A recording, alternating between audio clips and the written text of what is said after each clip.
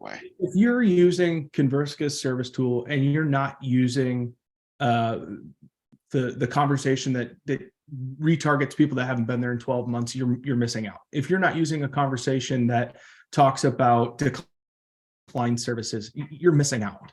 Because there are these automated conversations that will target customers, will reach out to customers at the right time, and it will generate more opportunities than just the inbound services or the outbound service leads, first service, next service, right? Right. So what I like is like just this first one that I pull up. It says the technician told us everything was good. They did not suggest that we bring in the car. Well, the only reason why he would be on the recommended list is because if there was if there was a declined op code. Yep. And so, I mean, that's one thing that Converska is able to do is now you're tied back in with that customer.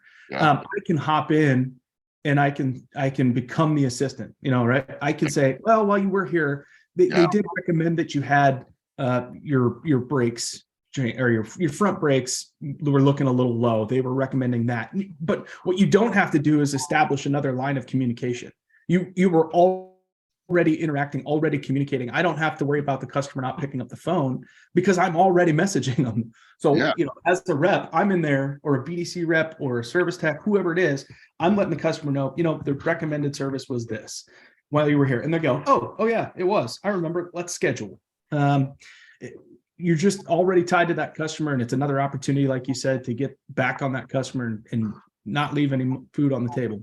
Do you believe the statistics? They say that 70% of our business walks out our door after the 30,000 mile mark after they purchase their car from us? Not in Converska stores. Right. But do you think that I agree with you, because you know what? Sure. Now that you brought that up, Kyle, that's a great that's a great point that you just brought up, because I thought the message at first was stupid. I was like, these messengers are not the messages that I would like, because first and foremost, before I start working for Proactive, I was thinking these messages are stupid. You know what I mean? Yeah. When I got with Proactive, I'm like, well, this doesn't have anything to do with selling. No, it doesn't. This has something to do with being a person, which is even crazier, because I get thank yous. I appreciate it. Congratulations.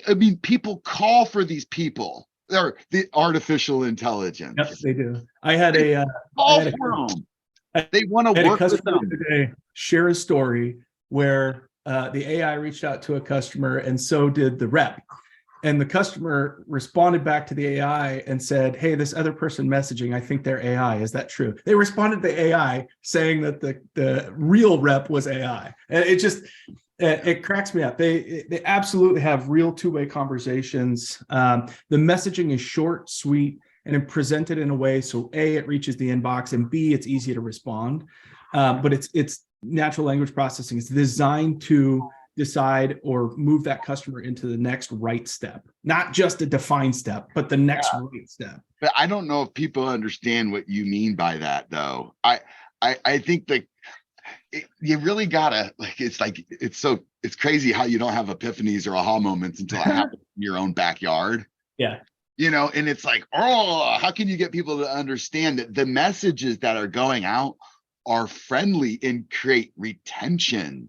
And if 86% of the people that service with you purchase their next car from you, will you really want to stop that gap, that leave after they get bad service or an unexpected service or not up to expectations and decide to go elsewhere? Yeah. And I get those messages. Do you ever get messages of them sending in saying, giving appraisal on advisors? What do you mean? Like, do you get a lot of because like on CSI and stuff, they ask, how was your visit and stuff? Yeah. It's crazy though. It's limited to a few.